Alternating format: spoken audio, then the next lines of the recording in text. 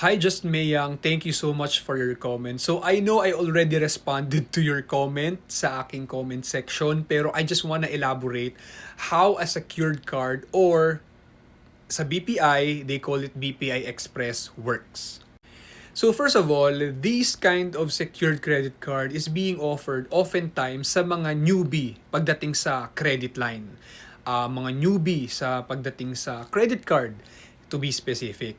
So ang secured card or BPI Express is an account where you need to deposit some amount of money. I'll give you an example. Let's say you're about to deposit 10,000 pesos. So usually there are banks who will make the 10,000 deposit you made your credit limit as to the amount. So let's say you deposited 10,000, your credit limit will be 10,000. There are banks naman din na they only used 80 to 90% of your deposited money to make your credit limit. So why is the bank doing this? Ito kasi yung ginagawa ng bangko to test out if you are really a good payer or if you have a good habit when it comes to establishing credit history or yung credit profile mo. Ano ba yung credit profile? Explain ko in the side, no?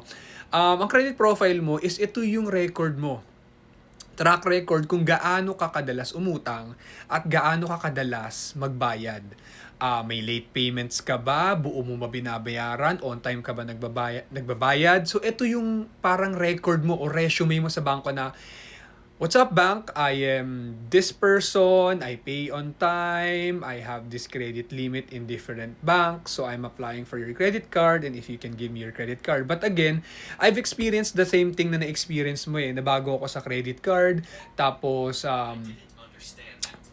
pasensya na, nagsalita yung Bixby ko. Pero yun nga, so na-experience ko rin yan eh, na bago ako sa credit card, for so many times I got declined because at first ayoko magbukas ng secured credit card because there are a few folks I know na wala rin namang credit history pero na-approve ng unsecured. So you actually have two options, no? I-segue ko na lang din para maintindihan mo siya holistically, no? So pwede ka two options. First option mo, mag BPI Express ka. It's a secure way to establish your credit history or credit profile. Pangalawa, kung ikaw ay ino-offera ng bangko ng BPI Express, pwede ka naman din mag-try mag-apply sa ibang bangko and see kung ma-approve ka ng normal credit card. Pero ang BPI Express or secured credit card in general, it's like I treat it as a workshop. Para siyang acting workshop, no? Katulad nga ng sinabi ko sa'yo, acting workshop to test kung kaya mo ba talaga magbayad on time, kung good payer ka ba, buo ka bang nagbabayad. So, it really depends. Ngayon, yung BPI Express kasi na sinasabi mo, ito din maganda din talaga para ma-assess mo din sa sarili mo kung para sa'yo ba ang credit card. Kasi, let's say for example, you failed to pay your credit card on time. Dahil nagdeposito ka ng money, i-hold nila and it will be your credit limit, hindi bawat gamit mo nababawasan yung pera mo sa bangko. Hindi ganun nag-work yun. So technically, i-hold lang nila yung pera mo para just in case you failed to pay on time, dun nila kukunin yung ibabayad nila sa amount na hindi mo nabayaran. So I hope this somewhat helps you to decide kung ano dun sa two ways ang gagawin mo. You can definitely start a BPI Express journey.